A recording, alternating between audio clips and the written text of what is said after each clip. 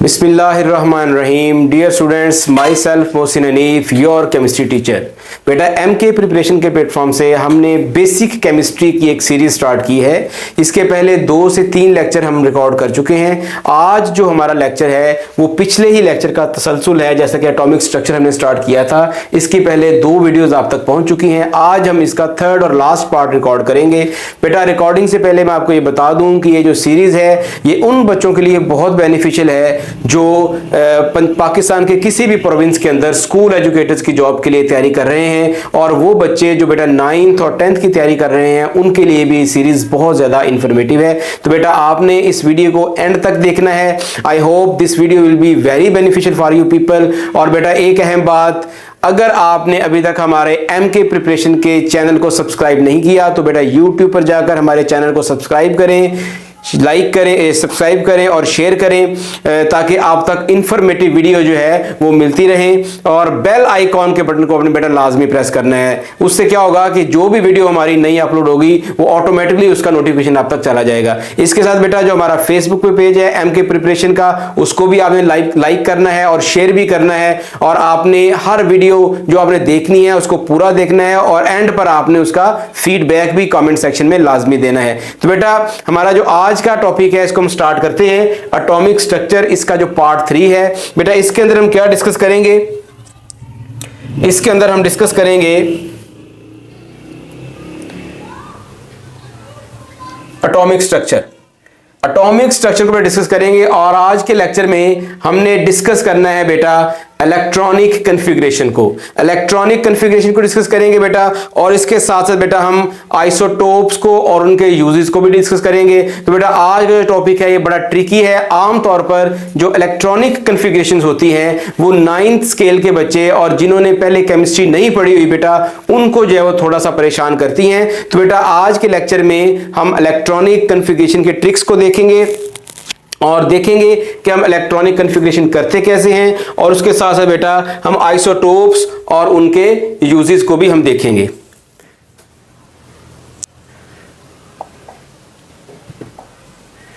जी बेटा स्टार्ट करते हैं हम। हमारा जो पहली स्लाइड है that is electronic configuration. Electronic configuration को बेटा हमने स्टार्ट करना है।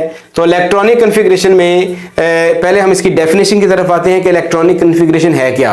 बेटा इलेक्ट्रॉनिक कॉन्फ़िगरेशन क्या है कि किसी भी एटम के पास जितने इलेक्ट्रॉन्स मौजूद हैं उन इलेक्ट्रॉन्स को उन न्यूक्लियस के अराउंड शेल्स और सब शेल्स के अंदर प्लेस करना एक तरतीब के साथ, that is called electronic configuration. For example मेरे पास एक एलिमेंट के पास 11 इलेक्ट्रॉन्स हैं, 11 इलेक्ट्रॉन। तो हमने इन 11 इलेक्ट्रॉन को किस तरतीब के साथ किस शेल में प्लेस करना है ये कहलाती है इलेक्ट्रॉनिक कॉन्फ़िगरेशन। बेटा नेक्स्ट स्लाइड में मैं आपको शेल का और सब शेल का कॉन्सेप्ट दूंगा। बेटा जब आपने इलेक्ट्रॉनिक कॉन्फ़िगरेशन करनी है तो इसके लिए आपको बेटा 3 बुनियादी चीजों का पता होना चाहिए। नंबर 1, आपको बेटा एटॉमिक नंबर के बारे में आइडिया हो कि जिस एलिमेंट की आप इलेक्ट्रॉनिक कॉन्फ़िगरेशन कर रहे हैं उसका एटॉमिक नंबर क्या है। एटॉमिक नंबर मीन कि उसके अंदर नंबर ऑफ इलेक्ट्रॉन्स कितने हैं, नंबर ऑफ इलेक्ट्रॉन्स, उसके अंदर नंबर ऑफ इलेक्ट्रॉन्स कितने हैं आपको पहले ये पता होना चाहिए। और वो कैसे पता चलेगा बेटा आपको? जब आप उसका एटॉमिक नंबर आपको पता होगा। सेकंड, आपको बेटा सीक्वेंस ऑफ शेल्स और ऑर्बिटल्स का पता हो कि न्यूक्लियस के गिर्द जो सब शेल्स हैं उनकी तरतीब क्या है। बेटा इसमें याद रखिएगा जो सबसे कम एनर्जी वाला ऑर्बिटल होता है या सब शेल होता है वो न्यूक्लियस के करीब होता है, उसके बाद ज्यादा एनर्जी वाला, फिर उससे ज्यादा एनर्जी वाला, फिर उससे ज्यादा एनर्जी वाला। तो इस हिसाब से मुझको तरतीब देते हैं कि सबसे कम एनर्जी वाला ऑर्बिटल सबसे पहले आएगा और उससे जो ज्यादा एनर्जी वाला उसके बाद, इस तरह वो तरतीब में आ जाएंगे। तो आपको इन सीक्वेंस का पता होना चाहिए। बेटा तमाम जो एलिमेंट्स हैं, तमाम एटम्स हैं, उनके अंदर जो ऑर्बिटल्स हैं उनका जो एनर्जी की सीक्वेंस है वो सेम होती है। तो हम उस एनर्जी की सीक्वेंस को भी देखेंगे कि उसको हमने कैसे याद रखना है। और नंबर 3 बेटा आपको ये पता होना चाहिए कि एक सब शेल के अंदर मैक्सिमम कितने इलेक्ट्रॉन्स आ सकते हैं। तो तीन चीजों का बेटा आपको पता होना चाहिए। पहली चीज आपको एटॉमिक नंबर पता हो, नंबर ऑफ इलेक्ट्रॉन्स पता हो। दूसरा आपको शेल्स और सब शेल की सीक्वेंस का पता हो, उनकी तरतीब के किस तरह एनर्जी ऑर्डर, बढ़ती हुई एनर्जी ऑर्डर का उनका तरतीब क्या है। और तीसरा जो है कि आपने हर एक सब शेल के अंदर मैक्सिमम आप कितने इलेक्ट्रॉन प्लेस कर सकते हैं बेटा। तो इन चीजों का अगर आपका इल्म है, आपको आइडिया है, तो आप उनकी इलेक्ट्रॉनिक कन्फिग्रेशन बेटा कर सकते हैं। नेक्स्ट जो हमारा स्लाइड है इसके अंदर हम देखेंगे कि पहले concept of shell and sub shell क्या है बेटा। शेल एंड सब शेल में जो पहला कॉन्सेप्ट है बेटा वो है शेल का। शेल का बेटा वही कॉन्सेप्ट है जो ऑर्बिट का है, यानी आपके पास चार शेल हैं, के है, एल है, एम है और इसके साथ साथ एन सब शेल भी है। अगर पहला शेल है तो उसको हम के कहेंगे बेटा, दूसरा शेल है तो उसको एल कहेंगे और तीसरा है उसको एम कहेंगे और चौथे शेल को हम एन कहेंगे। अब बेटा आगे फर्दर कॉन्सेप्ट है सब शेल का।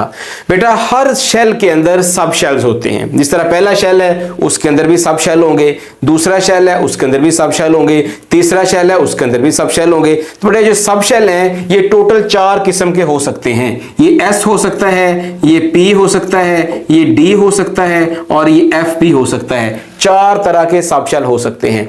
अब बेटा हर ऑर्बिट के अंदर सब शेल की तादाद मुख्तलिफ होती है। जैसे देखिए पहला शेल है उसके अंदर सिर्फ एस सब शेल होता है, दूसरा है उसके अंदर एस भी होता है, पी भी होता है, तीसरे के अंदर एस भी है, पी भी है और डी भी है, चौथे के अंदर बेटा एन के अंदर जो है वो एस भी है, वो पी भी है बेटा, वो डी भी है और एफ भी है। ठीक है। अब ये सब शेल है क्या। सब शेल बेटा किसी भी शेल के अंदर वो जगह है जहां पर किसी भी इलेक्ट्रॉन की जो फाइंडिंग प्रोबेबिलिटी है वो मैक्सिमम होती है। जैसे फॉर एग्जांपल हम सेकंड शेल ले लेते हैं एल। तो बेटा एल शेल के अंदर जो इलेक्ट्रॉन जब रिवॉल्व करता है तो ऐसे नहीं होता कि हर जगह पर इलेक्ट्रॉन एल शेल में मौजूद हो, ऐसा नहीं होता बेटा। होता क्या है कि किसी एक खास जगह पर इलेक्ट्रॉन की फाइंडिंग प्रोबेबिलिटी जो है वो मैक्सिमम होती है, उस जगह को हम सब शेल कहते हैं। मैं इसकी मिसाल कैसे दूंगा बेटा। जैसे आप किसी सिटी में रह रहे हैं और आप स्कूल में पढ़ रहे हैं, किसी स्कूल में आप पढ़ रहे हैं तो उसी सिटी में आपका घर भी है। तो अगर आपका दोस्त बेटा आपको कोई मिलने के लिए आता है तो बेटा आपको कहाँ ढूंढेगा बेटा, वो आपको ढूंढेगा या आपके स्कूल में तो या आपके घर में। वैसे आप पूरे सिटी में कहीं पर भी जा सकते हैं, ठीक है, लेकिन आपकी जो फाइंडिंग प्रोबेबिलिटी है बेटा वो मैक्सिमम कहाँ पे होगी, या आपके घर में होगी या आपके स्कूल में होगी। तो जो पूरा सिटी है वो आपका शेल है और उस सिटी के अंदर जो स्कूल और घर हैं वो आपके क्या हैं, सब शेल हैं। इस तरह एक इलेक्ट्रॉन के लिए जो शेल है वो शेल में कहीं भी जा सकता है, लेकिन उस शेल के अंदर कुछ खास रीजन्स ऐसे हैं जहां पर इलेक्ट्रॉन की पाए जाने की मैक्सिमम प्रोबेबिलिटी होती है, वो कहलाते हैं सब शेल्स। और सब शेल मैंने बता चुका आपको चार तरह के, एस है बेटा, पी है बेटा, डी है और एफ है। चार तरह के सब शेल होते हैं। पहला शेल के है, के में सिर्फ एक ही सब शेल होता है एस, एल के अंदर दो होते हैं, एम के अंदर तीन एस पी डी और एन के अंदर चार होते हैं एस पी डी और एफ। तो बेटा नेक्स्ट स्लाइड में देखते हैं हम एनर्जी लेवल्स।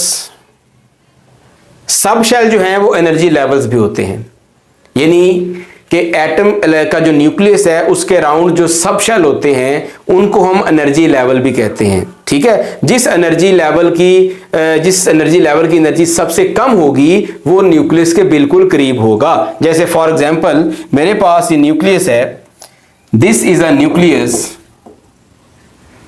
और ये इसके पास जो पहला शेल है वो 1s है, दूसरा जो है ये 2s है, तीसरा 2p है। तो ये तीन इसके पास सब शेल हैं। तो 1s ये न्यूक्लियस के सबसे करीब होगा, इट मींस कि इसकी एनर्जी सबसे कम। सबसे पहले किसका 1s है, इसकी एनर्जी सबसे कम। इसके बाद 2s इसकी एनर्जी कम है लेकिन 1s से ज्यादा है, तो ये न्यूक्लियस से थोड़ा सा दूर हो जाएगा।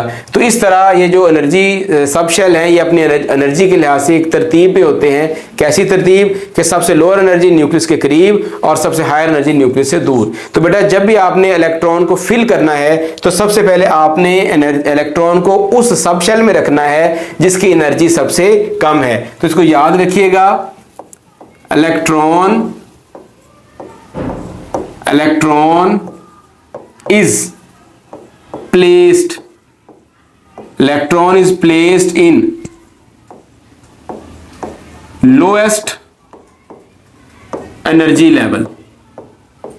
आपके पास अगर एक से ज्यादा एनर्जी लेवल मौजूद हैं तो आपने किसी भी इलेक्ट्रॉन को सबसे पहले लोएस्ट एनर्जी लेवल के अंदर प्लेस करना है। जैसे फॉर एग्जांपल मेरे पास दो है जी, एक 1s है और एक 2s है।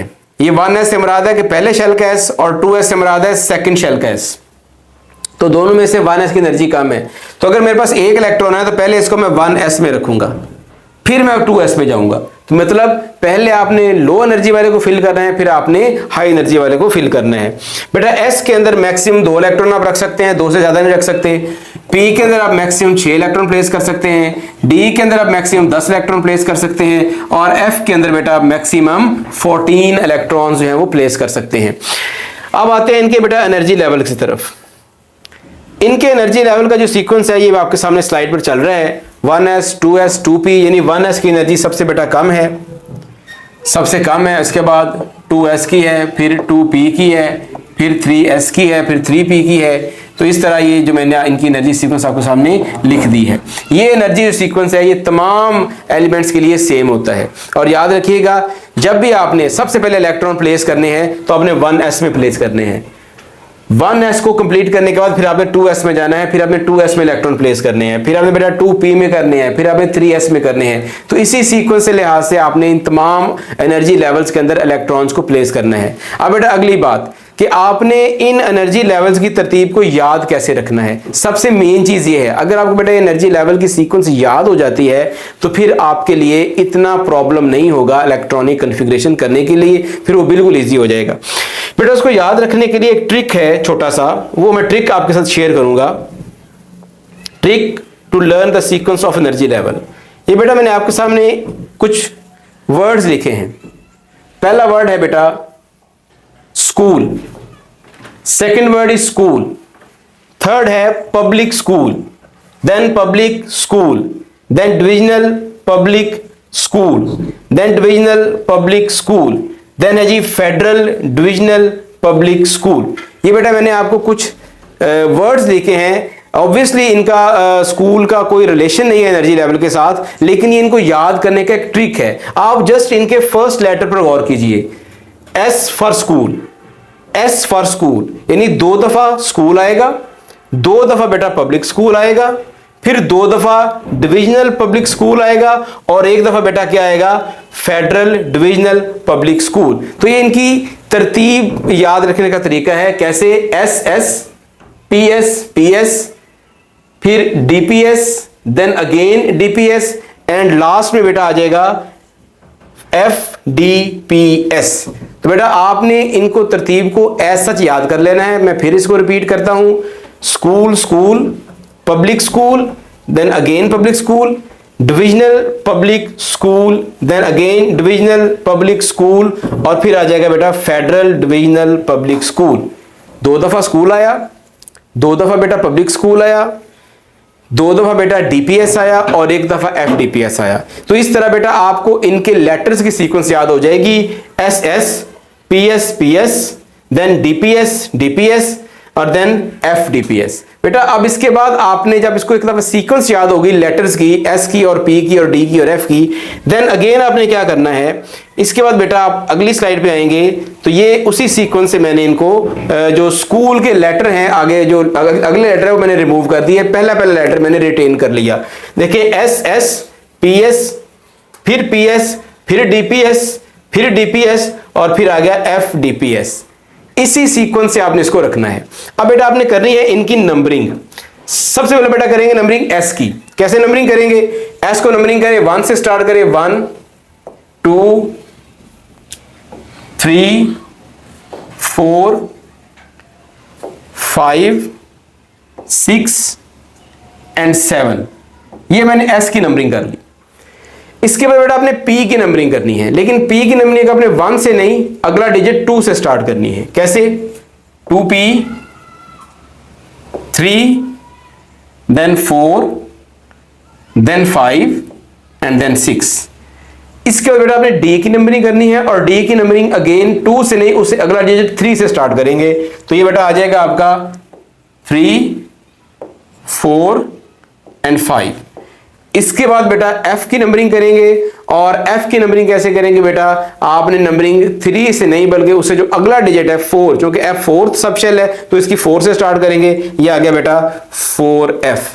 इस तरह बेटा आपके पास ये एनर्जी लेवल बन जाएंगे। इसी तरह आपने इनको याद कर लेना है, 1s 2s 2p 3s 3p 4s 3d 4p 5s 4d 5p 6s 4f 5d 6p and 7s। ये बेटा इनका बन गया एनर्जी ऑर्डर, यानी 1s की एनर्जी सबसे कम है, फिर 2s है, फिर 2p है, फिर 3s है, इसके बाद 4s 3d then 4p then 4s 4d 5p 6s 4f 5d 6p and 7s। तो जब भी बेटा आपने किसी भी एलिमेंट की इलेक्ट्रॉनिक कॉन्फ़िगरेशन करनी है तो आपने इसी सीक्वेंस को एज सच यूज करना है तरतीब के साथ। फॉर एग्जांपल सोडियम, इसका एटॉमिक नंबर है 11।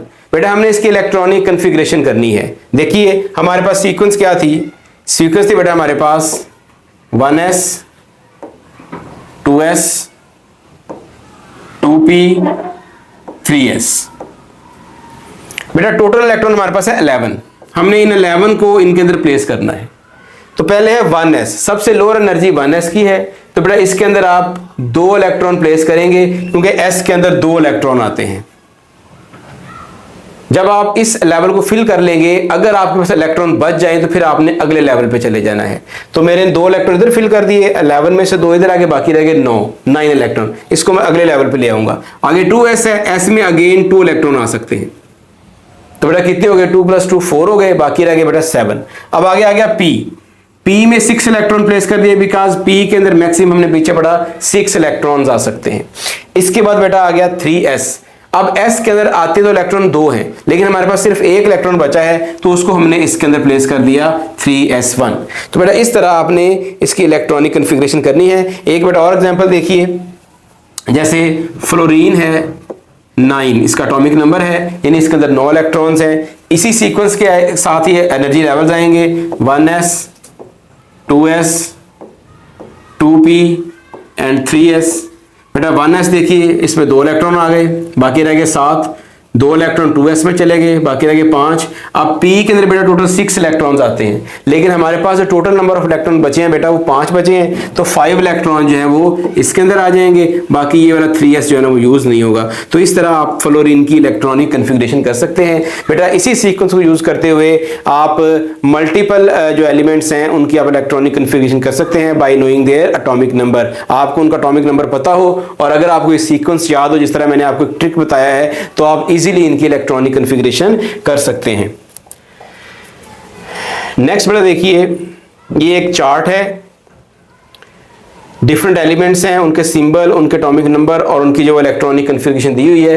तो आप फर्स्ट 20 एलिमेंट्स हैं उनकी इलेक्ट्रॉनिक कॉन्फ़िगरेशन प्रैक्टिस के तौर पर आप कर सकते हैं, ताकि आपको जो है वो कोई परेशानी ना हो इलेक्ट्रॉनिक कॉन्फ़िगरेशन करने में, और आप साउंड हो जाए और आपको अच्छी तरह इसकी प्रैक्टिस हो जाए कि किस तरह इलेक्ट्रॉनिक कॉन्फ़िगरेशन करते हैं और किस तरह इलेक्ट्रॉन्स को डिफरेंट ऑर्बिटल्स और सब शेल्स के अंदर प्लेस करते हैं।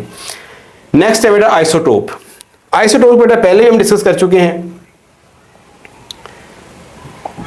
आइसोटोप्स क्या हैं? ये एक ही एलिमेंट के ऐसे एटम हैं जिनका एटॉमिक नंबर सेम होगा, लेकिन उनका एटॉमिक मास का है डिफरेंट होगा। ए जो है वो एटॉमिक मास को रिप्रेजेंट करता है, ए रिप्रेजेंट्स एटॉमिक मास, और बेटा जो जी है ये रिप्रेजेंट करता है एटॉमिक नंबर।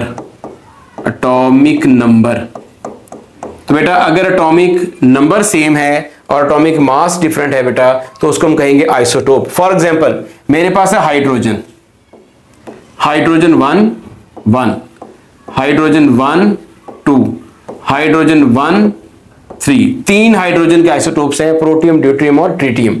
ये जो नीचे मैंने लिखा है बेटा ये एटॉमिक नंबर है। आप देख रहे हैं कि इन तीनों के जो एटॉमिक नंबर है वो सेम है।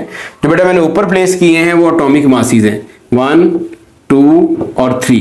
क्योंकि इनके एटॉमिक मास डिफरेंट हैं इसलिए हम इनको कहेंगे आइसोटोप्स। अगर हम देखें एनालिसिस करें तो इसके अंदर बेटा इलेक्ट्रॉन 1 है, प्रोटॉन ये 1 है और न्यूट्रॉन बेटा 0 है।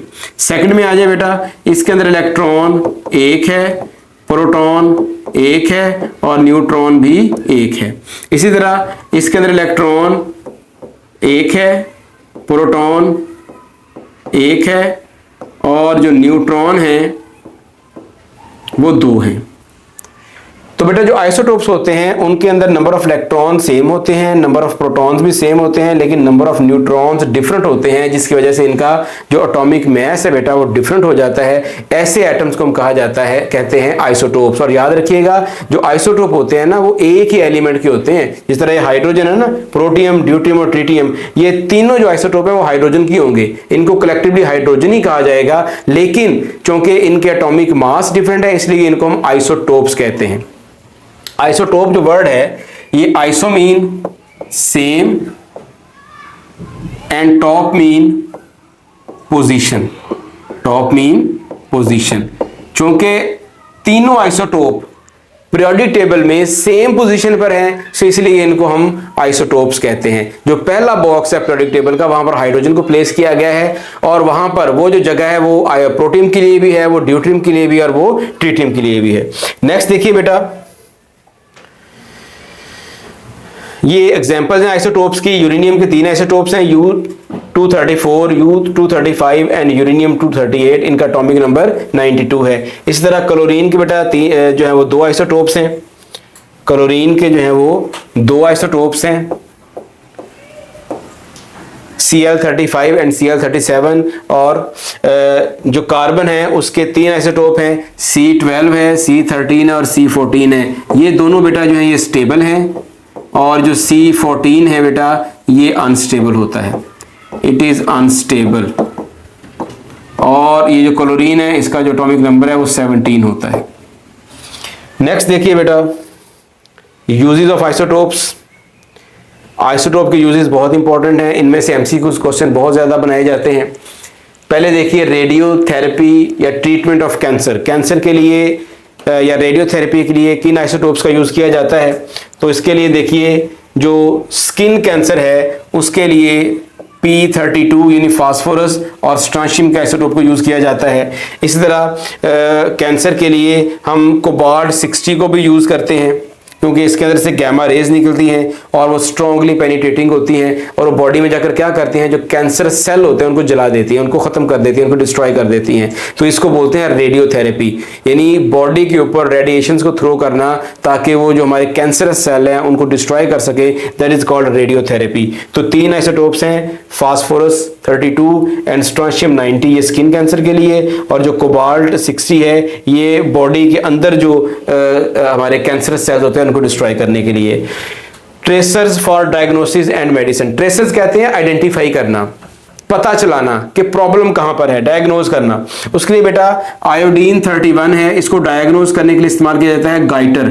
गाइटर क्या होता है बेटा, हमारी बॉडी में यहाँ पर थायराइड ग्लैंड होते हैं नेक के पास, तो अगर आयोडीन की कमी हो जाए तो ये जो थायराइड ग्लैंड्स हैं ये फूल जाते हैं, तो गर्दन हमारी फूल जाती है, जिसको हम गॉइटर की डिजीज कहते हैं। तो गॉइटर की डिजीज को आइडेंटिफाई करने के लिए हम आयोडीन 131 जो आइसोटोप इसका यूज करते हैं। सिमिलरली टेक्नीशियम एक मेटल है, उसको हम बोन ग्रोथ को मॉनिटर करने के लिए कि क्या किसी किड के अंदर बोन की ग्रोथ जो है वो प्रॉपर हो रही है या नहीं हो रही, उसके लिए हम टेक्नीशियम जो मेटल है उसके आइसोटोप को यूज करते हैं। नेक्स्ट बेटा देखिए आर्कियोलॉजिकल एंड जियोलॉजिकल यूजेस। बेटा आर्कियोलॉजी क्या होती है, study of ancient antique things, जो पुरानी चीज़ें हैं, जो खंडरात हैं पुराने, जिस तरह मोहनजोदड़ो है, हड़प्पा है, जिस तरह जो गीज़ा के पिरामिड्स हैं, वहाँ पर जो बहुत पुराने जो हमारे बाकियात पड़ी हुई हैं उनको स्टडी करना। कहीं से कोई पुराना स्केल्टन मिल जाता है, कोई पुरानी इमारत हमें मिल जाती है, कोई पुराने ज़माने की चीज़ मिल जाती है, उसको स्टडी करना और उसकी एज का अंदाज़ा लगाना और पता लगाना कि कितना पुराना है, इसको हम आर्कियोलॉजी कहते हैं। इसी तरह किस किस को हम यूज़ करेंगे इसके अंदर, measuring the radioactivity of C14, हम C14 को यूज करते हैं। कार्बन 14 का जो आइसोटोप है ये स्टेबल नहीं होता, अनस्टेबल है वैसे, इसको हम कार्बन डेटिंग के अंदर इस्तेमाल करते हैं। कार्बन डेटिंग क्या है कि कार्बन डेटिंग एक ऐसा फिनोमेना है जिसमें हम बहुत पुरानी जो चीजें होती हैं उनके अंदर C14 आइसोटोप को उनको ट्रेस करके उनकी एज का जो हम अंदाजा लगाते हैं कि उसकी एज कितनी है। इसके बाद देखिए chemical reaction and structure determination. हम क्या करते हैं, हम किसी भी एक रिएक्शन के मैकेनिज्म को, उसके पाथवे को, उसके स्ट्रक्चर को हम फॉलो डिटरमिन कर सकते हैं बाय यूजिंग आइसोटोप। जैसे फॉर एग्जांपल हमारे पास फोटोसिंथेसिस है, हमने उसके अंदर जो है वो कार्बन डाइऑक्साइड को हमने ट्रेस करना है कि कार्बन डाइऑक्साइड जो ग्लूकोज है, जो उसका पाथवे क्या होता है कार्बन डाइऑक्साइड का, वो किन किन रिएक्शन के जरिए ग्लूकोज में कन्वर्ट होती है। तो हम क्या करते हैं, हम वो जो कार्बन डाइऑक्साइड यूज कर रहे हैं उसको हम कार्बन को C14 से रिप्लेस कर देंगे। नॉर्मली ये C12 यूज होती है कार्बन डाइऑक्साइड के अंदर, लेकिन हम आर्टिफिशियली जो हम बनाते हैं CO2 उसको हम रिप्लेस कर देते हैं C12 को C14 से। तो जब वो फोटोसिंथेसिस में यूज होती है तो उसके हम उसको ट्रैक करते हैं, मॉनिटर करते हैं, तो हमें उसका सारा पाथवे मिल जाता है। यह है इसका use in chemical reaction and structure determination. Next बेटा देखिए लास्ट में एप्लीकेशन इन पावर जनरेशन। ये बहुत इंपॉर्टेंट है बेटा। आपको पता है कि जो न्यूक्लियर रिएक्शंस होते हैं वो दो तरह के होते हैं, फिशन और एक फ्यूजन। जिस तरह हाइड्रोजन बॉम्ब और एटॉमिक बॉम्ब है, तो उनके अंदर न्यूट्रॉन को बम्बार्ड किया जाता है यूरेनियम मेटल के ऊपर और उसको तोड़ा जाता है, तो वहाँ से हमें लार्ज अमाउंट ऑफ एनर्जी मिलती है जिसको हम टर्बाइन चलाने में और जो एटॉमिक इलेक्ट्रिसिटी हाउसेज होते हैं उनके अंदर यूज़ करते हैं ताकि इलेक्ट्रिसिटी को पैदा किया जा सके। तो उसके अंदर भी हम यूरेनियम का यूज़ करते हैं। यूरेनियम 92-235 आइसोटोप है जिसको हम न्यूक्लियर फिशन रिएक्शन के अंदर यूज करते हैं। कैसे यूज होगा बेटा, जो हमारा न्यूट्रॉन है, न्यूट्रॉन इसके हम बेटा बम्बार्डमेंट करेंगे यूरेनियम के ऊपर। तो जब यूरेनियम पे बम्बार्डमेंट करेंगे तो जो यूरेनियम का न्यूक्लियस है वो टूट जाता है, इसको कहते हैं फिशन रिएक्शन। फिशन मतलब टूट जाना। तो बेटा ये जो यूरेनियम है ये टूट जाएगी इनटू बेरियम एंड क्रिप्टॉन, और साथ में 3 न्यूट्रॉन्स जनरेट होंगे और साथ में enormous amount of energy release होगी। इस एनर्जी को बेटा हम टरबाइन चलाने के लिए और वाटर को स्टीम में कन्वर्ट करने के लिए यूज करते हैं ताकि उससे टरबाइन चल सके। जब टरबाइन चलेगी बेटा उससे जो है वो इलेक्ट्रिसिटी जनरेट होगी। नेक्स्ट बेटा देखिए यहाँ पर हमारा जो है वो सिलेबस जो चैप्टर नंबर 2 है ये हमारा कंप्लीट हो गया हुआ है कॉन्सेप्ट्स। अब हम इन कॉन्सेप्ट्स की एप्लीकेशन को देखते हैं कि इन कॉन्सेप्ट्स की एप्लीकेशन क्या है in the form of MCQs. पहला एमसीक्यूज देखिए, which of the following energy order is true for energy level around the nucleus. बेटा देखिए नॉर्मली आप एक बार ध्यान में रखिएगा कि ये जो नंबर आता है साथ में ये वाला, ये नंबर ऑफ शेल को ज़ाहिर करता है, और जो साथ में ये जो लेटर आता है ये नंबर ऑफ सब शेल को ज़ाहिर करता है। तो पहले पहला शेल आएगा, फिर दूसरा आएगा, फिर तीसरा, फिर चौथा। तो आमतौर पर ऐसा होता है कि जिसका नंबर छोटा होगा, ये जो मैंने इसको अंडरलाइन किया है, वो पहले आएगा और जिसका नंबर बड़ा होगा वो बाद में आएगा। लेकिन बेटा यहाँ पर देखिए 4s पहले आता है और 3d बाद में आता है, यानी 3d की जो एनर्जी है वो ज़्यादा है, 4s की कम है। तो यहाँ पर ये वाला जो एनर्जी लेवल है ये ट्रू है, बाकी जो एनर्जी लेवल वो ट्रू नहीं है। ये एक्सेप्शन है, इसलिए यहाँ पर एमसीक्यूज में बताई गई है ताकि आपको ये पता हो कि जो हायर नंबर है वो भी कुछ केसेस में पहले आ सकता है, एनर्जी लेवल उसका भी पहले आ सकता है। तो 4s जो है बेटा उसकी एनर्जी लो होती है एज कंपेयर टू 3d। हालांकि जो 4s है वो 4th शेल में होता है और 3d जो 3rd शेल में होता है। नेक्स्ट देखिए बेटा, A p orbital can maximum have dash electron। बेटा मैंने आपको कॉन्सेप्ट जो है वो ऑर्बिटल का और इसके अंदर सब शेल का वो देख रहे क्या होता है। दो चीजें हैं, एक होता है सब शेल, एक होता है ऑर्बिटल। सब शेल और ऑर्बिटल। बेटा जो p है हमारे पास वो सब शेल है, p जो है बेटा वो सब शेल है। अब p जो है इसकी 3 ओरिएंटेशंस, 3 डायरेक्शंस होती हैं। कौन कौन सी? px होती है, py होती है और pz होती है। 3 ओरिएंटेशन होती है। तो ये जो p है इसको हम सबशेल कहेंगे और इसकी हर एक जो ओरिएंटेशन है इसको हम ऑर्बिटल कहेंगे। तो अगर p के अंदर टोटल 6 इलेक्ट्रॉन आते हैं तो px के अंदर मैक्सिमम 2 आ सकते हैं, 2 ही py के अंदर और 2 ही pz के अंदर। तीनों को ऐड करेंगे तो आंसर कितना आ गया? 6, जो कि p के अंदर आएंगे इलेक्ट्रॉन्स। तो बेटा अगर आप p सबशेल की बात करेंगे तो उसके अंदर टोटल 6 इलेक्ट्रॉन, अगर p ऑर्बिटल की बात करेंगे तो उसके अंदर बेटा 2 इलेक्ट्रॉन्स होंगे। नेक्स्ट देखिए, which of the following is not the product of fission reaction of U 235 U235 uranium जो 235 आइसोटोप है, कौन सा जो है वो प्रोडक्ट नहीं है बेटा? अभी पीछे हमने रिएक्शन को डिस्कस किया था, क्रिप्टॉन, पोलोनियम, बेरियम एनर्जी। बेटा क्रिप्टॉन जो यूरेनियम का जो न्यूक्लियस है वो ब्रेक डाउन हो जाता है इनटू क्रिप्टॉन एंड बेरियम और साथ में एनर्जी भी रिलीज होती है। जो पोलोनियम है ये बेटा एज ए प्रोडक्ट नहीं बनता न्यूक्लियर फिशन रिएक्शन में। हाँ, एक बात ध्यान में रखिएगा कि सर्टेन न्यूक्लियर रिएक्शंस के अंदर इसको एज ए रिएक्टेंट यूज किया जा सकता है, लेकिन ये प्रोडक्ट नहीं है किसी भी न्यूक्लियर फिशन रिएक्शन का। नेक्स्ट देखिए बेटा, dash is use in carbon dating.